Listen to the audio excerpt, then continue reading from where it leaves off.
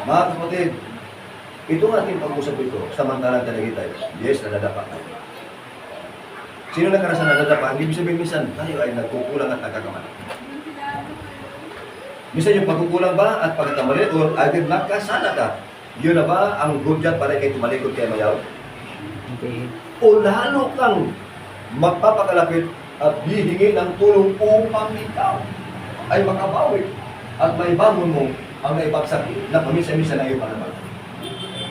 Kaya, May mga ganyang buhay sa atin. Tayong lahat na narito may iba't ibang karanasan at mga pangyayari sa buhay. Tama?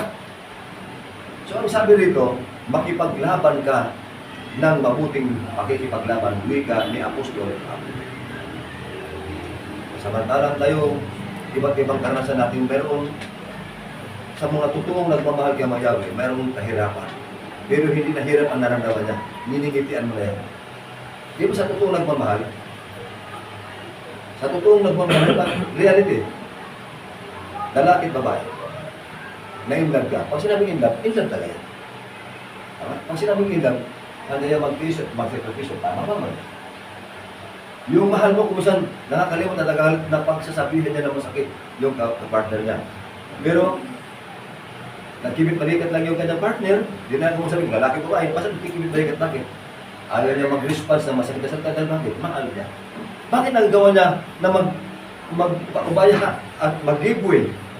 Anong meron sa puso niya? Mayroon siyang pagmamahal. Hindi niya nakikita yung mga masasakit na salita ng kanyang partner. Bakit nakikita niya, mahal. Wala sa nakikitang pangit.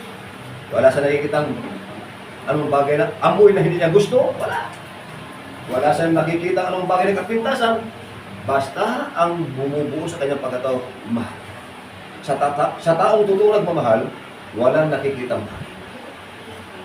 Ngunit kung ang pag-ibig ay mawala, lahat na ng kapangitan ay nakikita.